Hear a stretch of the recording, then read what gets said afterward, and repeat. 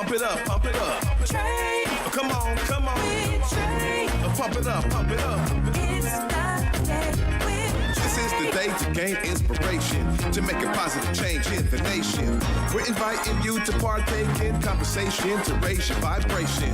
It's the day that we will all celebrate all of our peace that make this thing elevate. Watch the negative fade away, cause it's the day with Trae.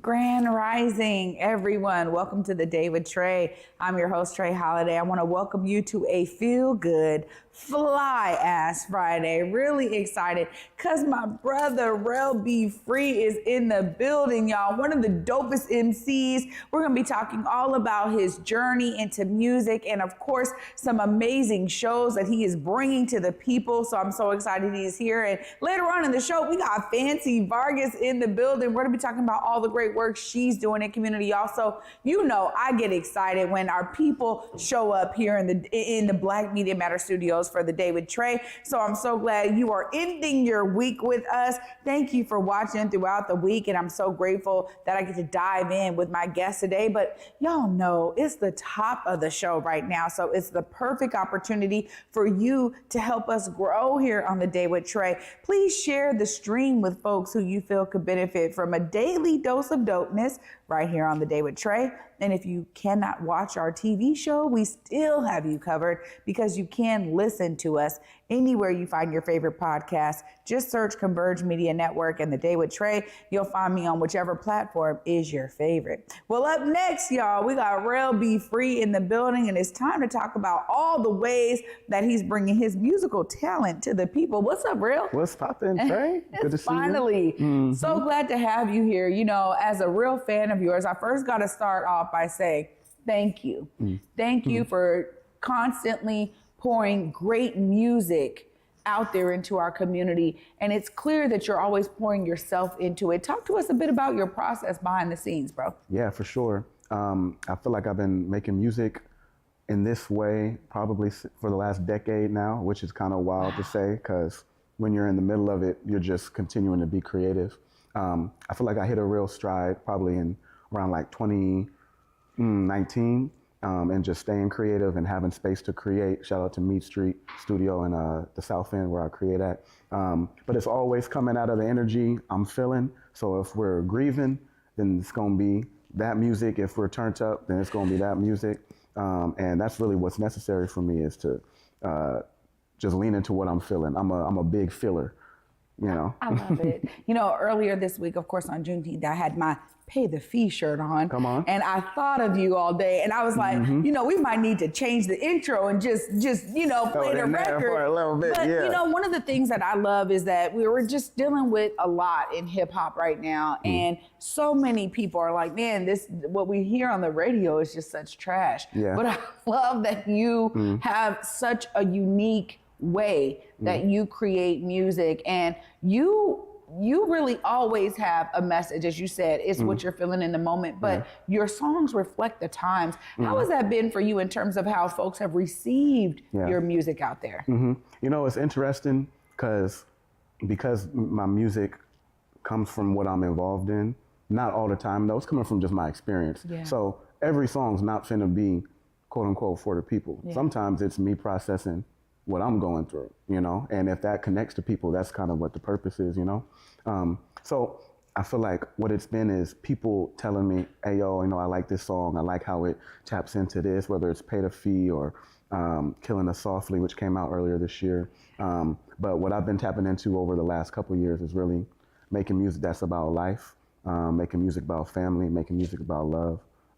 And that doesn't always strike a chord in the, you know, let me do it at a protest or a rally way. But it really is essential to just being a creative that got some range and got some depth. Yeah. You know, one of the things that I really appreciate about it, though, is that it allows people who appreciate you and your music to be on the journey with you. Yeah. You know, right? As you're going through the depths of different things that life brings up, right? Life be lifing.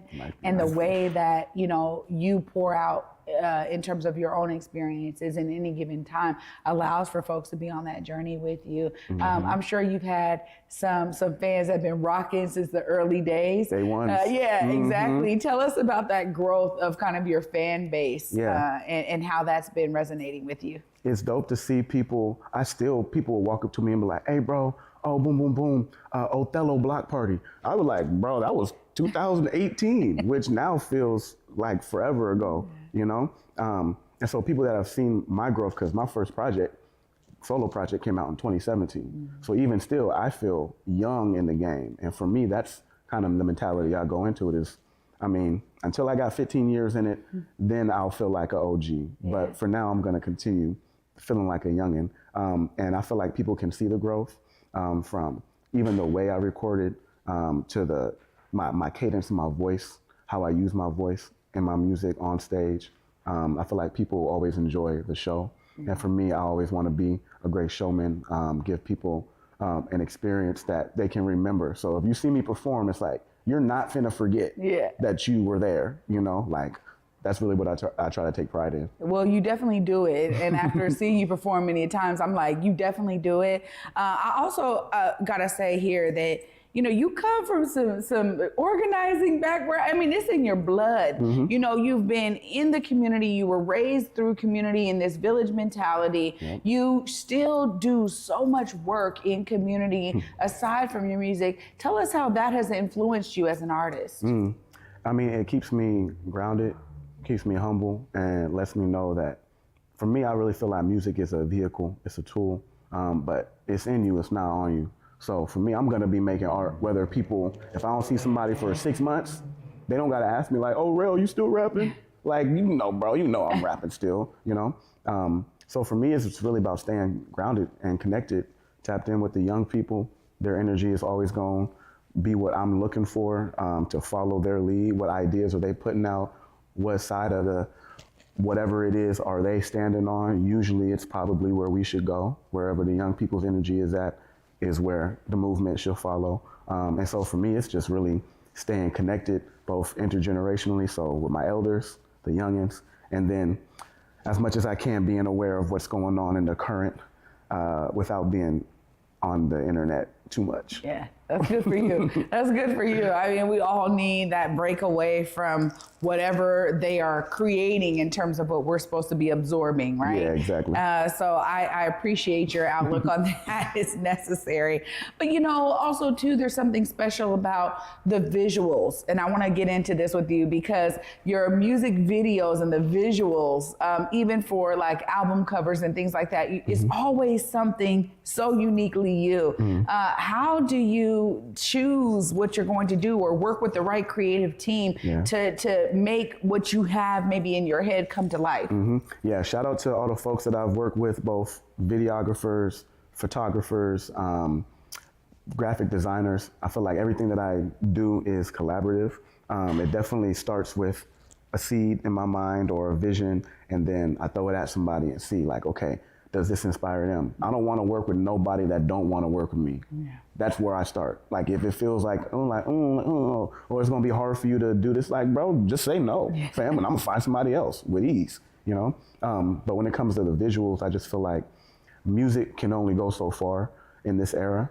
The audio, people can hear it, it can resonate, but they want to see it. They want an image that's gonna strike them. And even sometimes, they might not remember the song, but they'll tell me about the video. And so I really try to put some energy, good time, good creativity to show something, one, that people never seen before, and two, is telling a story. And so I really want to also showcase Seattle in a way that's kind of like a timestamp. So in 10 years, you're finna look at Rell Be free videos from the 2020s, and you're gonna see parts of Seattle that are different. The jumbo's gone. You know what I'm saying? You're gonna see Rainier Avenue, you're gonna see Beacon Hill in a way I don't think even I've seen that from people that came before me in the city. And so that's really what I'm trying to push. I appreciate it so much because that was what I was going to say. Almost every time, though, that I am able to talk to an artist, there's something really special about the sign of the times we're in and how your artistry reflects that. So I love that you are intentional about the visuals, specifically for Seattle, because I feel the same even with this show. It's like you're going to see the evolution of people. If you go back to the Day with Trae episodes in 10, 20 years, you'll be like, oh, that was Rell was doing, you know, you make those connections. Yeah. So I think it's so important to be able to capture the moments in time right now that are so relevant to today, but are also great reflections for people in years to come. Now we're catching you at a great day on this Feel Good Friday. You just had an amazing show last night, opening up for Talea, and that was all R&B, smooth Rell vibes. And tonight you got an amazing show. You're opening up for Dead Prez. I mean, come on, man. Just tell us a bit about how these, these amazing concerts continue to pour into you as an artist. It's dope when things fall into your lap. It's dope when you put something into motion and it comes to fruition. And I feel like that's really the dance of being an artist, is you got to speak what you want. And you don't always know what's gonna hit you, but you just always want to be ready. And this opportunity came, and shout out to Abyssinian Creole, who's also on the bill, the homie Mustafa. And having an opportunity to open for Dead Prez is something I relish. I'm about to bring it for real. I got my set locked in. I'm gonna have some of the homies with me. I'm just really excited to be in a space where I know the vibration of the headliners is in line with what I'm doing. Yeah, it's in great alignment, honestly. You know, I was able to moderate a panel with them last night, and just the realness and the genuine nature that they bring, I could see how the vibrations of all of y'all is going to be powerful tonight. Of course, if folks want to come and try to see this show, if tickets are still available, I want to give you time to not only let us know about this show, but then how people can stay continued in terms of plugging in to all the things you have going on. Let them know right there. It's popping, y'all. At Rell Be Free, RELLBEFREE. Everything, Twitter, Instagram, all that. You can check out my link tree. I got all my recent singles, music videos, upcoming shows, including tonight. So get them tickets before they sell out. Right on. Rell, thanks so much for joining me, bro. Thank you for having me. I'm looking forward to the next time. You already know. Anytime you got the new drop, you ready, you just tell me. The Day with Trae is here for you, bro. Thank you. Anytime. Oh, y'all, what a great way to start out this Feel Good Friday. It's going to continue because up next we got Fancy Vargas in the building, y'all. Can't wait to dive into all that she's been doing in community. Stay tuned right after this short break. You're watching The Day with Trae. Big Tobacco thinks they know everything. They think they know you, your community, the places you go, the way that you spend your time. They think they got you all figured out, down to a formula, a calculation based off of numbers of what they think they know. Show them they're wrong. Learn more at theythinktheyknowyou.org.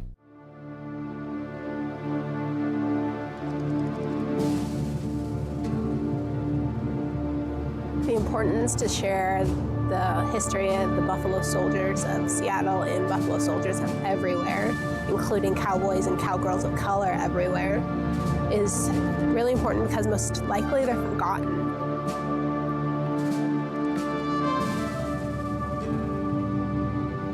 It's important that they're acknowledged, especially for girls like me who look up to them. At a rodeo, it's got an impact on people when they see somebody doing something like that, especially a person of color, you know what I mean? It's got a big impact on people, I think. Representing the Evergreen State, I am your Miss Teen Rodeo Washington, Jessa Thomas. Welcome to the Windswept Farm.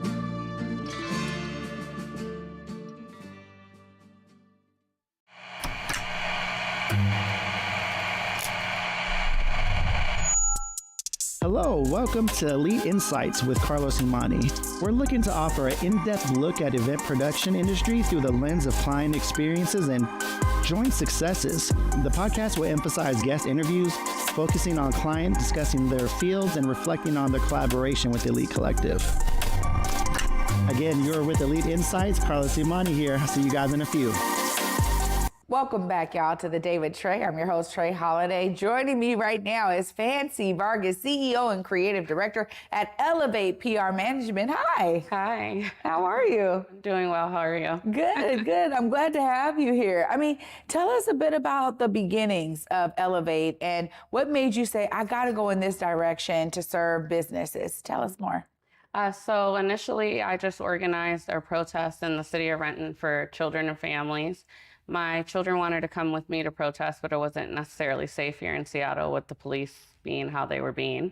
And I really wanted to organize something that taught the kids that they had a voice and that they had a power, even though they were a child.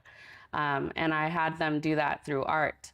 And at that time, the Arts Commission came downstairs and asked me if I would put together a citywide art walk for Renton for the Black Lives Matter movement, which I had no idea how to do. At that point, I was just a mom, but I was like, whatever, I'll figure it out, and just Googled my way through the whole process. That was very well received by the city and city council members, the mayor. And then through that, I met a lot of local downtown Renton business owners. And during COVID, we lost 40 businesses in downtown Renton. And in addition to that, the city decided to do a full construction projects on the street. So the businesses were really suffering. And as a mom who was raising her children in community, I understood that when our businesses do well, our communities do well. So I started to work with the local business owners to create little events to drive foot traffic in downtown Renton to make sure that our businesses could survive this. Wow. I mean, that's a really great way of, stepping in to fulfill a need. We saw a lot of different adjustments happening during COVID and then the protest movement as well. And so I love that you were able to find a shining light with Elevate PR Management that now allows for more folks to understand the brilliance in these businesses. So thank you for that work. That's really hard work. But also too, I mean, there's something to be said about the ways that customers connect to businesses, whether it's products or services. Tell us about how you're seeing that nuance there, because it can take a lot of different things to get someone to realize, man, this is in my backyard, or I don't have to go online for this. Tell us about that kind of experience for the new customers. So because I got to work so closely with those businesses, I really got to know the business owners. And for me, I really believe that people are buying you, not just your product. So sitting with them, getting to know them, what their mission is, what their passion is, and why they do what they do, and figuring out a creative way to tell that story is really the way that I came about PR. Again, like not wanting to see any of our business suffer, and the regular means of marketing wasn't doing too well during COVID. So how can we do this digitally where people feel safe to interact with your business while still being able to connect with you as a real person and not just a brick and mortar business? Yeah, absolutely. So it's great because you're talking about a relational approach that allows you to connect with the owners, and then you have more to go off of when you're thinking about curating these events to bring awareness in the community. Renton has some really unique characteristics in terms of like the city council, the city's makeup, and the advocacy, right? And so tell us about how you're experiencing the mix of all of those things. Because one of the things that pops up for me is, Renton City Council was like, no, we don't want, these homeless folks in the old Red Lion Inn or whatever, that hotel. And it sticks out to me because I go, man, like there's certain things and characteristics that show up for a city when it comes to the representation of that city. How have you experienced that mix? Yeah, I think for the city entities, it has been pretty difficult. Although it is diverse in the way you see it, their actions don't necessarily match. And there's been a lot of tokenizing without really understanding what the community needs are. And I am so grateful though, because through my work, I got connected with a group of Black elders, Dr. Linda Smith, Miss Benita Horn, and Mr. Clarence. They've been doing advocacy in Renton and the Seattle area for over 40 years.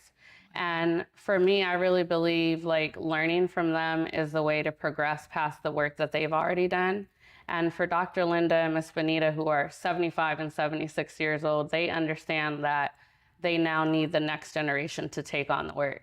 And I really have enjoyed essentially sitting at the feet of them and learning how to navigate these political systems, because I'm from the East Coast and my approach would not be so kind. Yeah.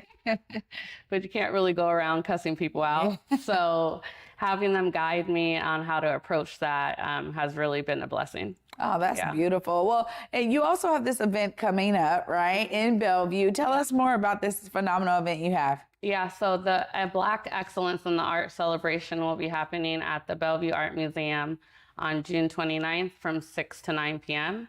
And before that, we will be having a VIP rooftop party for our sponsors and anyone else who wants to attend. This event and the collaboration with Bellevue Art Museum is pretty significant because it's the first time in their 75 years of existence that they've really had a prominent Black presence in the museum.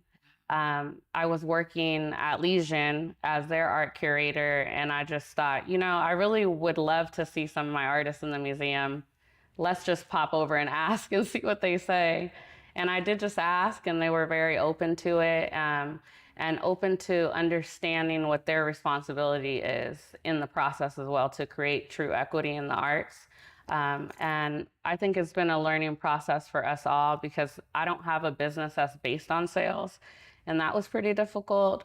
But luckily, Richard Burnett, who owns our Burnett brand, he stepped up from the group and really helped me navigate that system.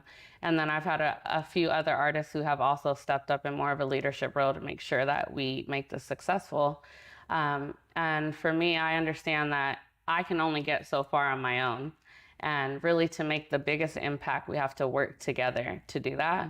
So featuring 28 Black artists and 4 Black businesses, 4 Black authors is just so amazing. Like, all of us being able to be there in that space and helping their artwork and their businesses get in front of people that they wouldn't necessarily have access to otherwise. So it's been a crazy ride. And sometimes, like, the other day, I'm like, oh, I can now put this on my resume. Like, I owned and operated a store in Bellevue for 6 months. Wow. Well, this is really fantastic. And I think, you know, being able to permeate other areas of, you know, different cities and throughout the state like Bellevue, which doesn't have much diversity, to bring something there that then allows for people to, you know, showcase the level of, you know, excellence in Black community because of your efforts. Kudos to you. Of course, if folks are trying to tap in, if they want to learn more, if they want to come to this amazing event you have coming up, please look right there. Let them know how they do that. Follow us on Instagram at ElevatePRM. You can also find our art events on Cultivate the Collective and our Black Focus pop-up markets on Black Love Market. Oh, thank you so much, Fancy. Great work. Thanks for stepping up and filling these voids. We need more of you in our community. Appreciate you. Thank you for having me. Y'all, what a way to wrap up all of this Feel Good Friday with this amazing, inspiring story with Fancy Vargas. Y'all, I'm going to be able to wrap it all up because you know what? It's the end of the week. We're feeling good. We got to get to Rell's show later tonight. I'll wrap it all up right after this. Stay tuned. You're watching The Day with Trae.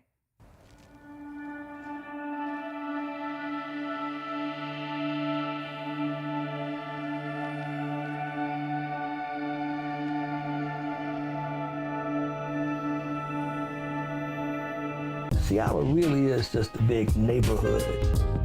It was a place for us to grow. We all have a gift of some sort. It's just my vision of what I see. Theater allows you to hit harder and be more. There's a sense of hope that your story will survive longer than you will. Stream on the Cascade PBS app or watch live. Fridays at 8:50 p.m. on Cascade PBS. Learn more at blackartslegacies.com. Africatown Plaza is our latest affordable housing development project. It's 126 units of affordable housing over community commercial space. It's the first time in my career, and I've been doing this for 10 years, that I was able to design for people who look like me. Africatown Plaza is a beacon of hope Africatown Plaza is a love letter to the community.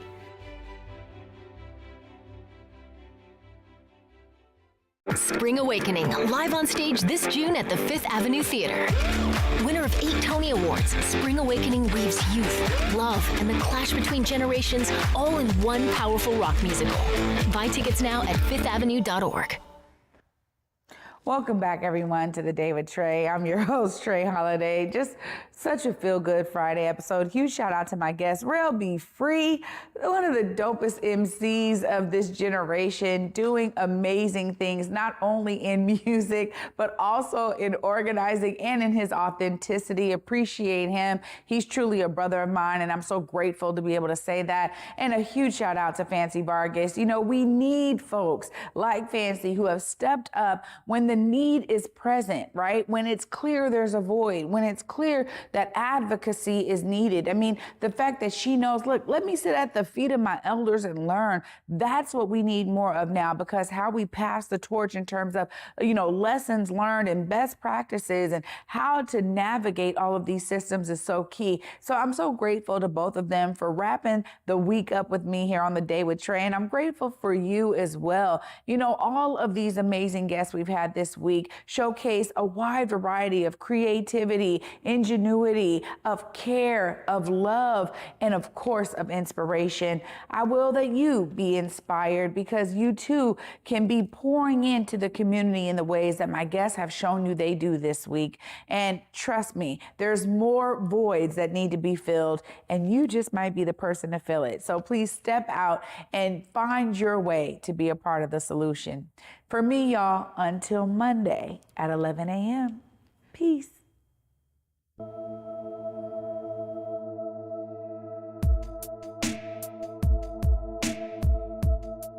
Converge Media produces culturally relevant content for Black and urban audiences. Our coverage is raw, transparent, and objective, praised by community leaders, government officials, and residents. Support Converge Media today via Venmo, Cash App, or PayPal at Converge Media.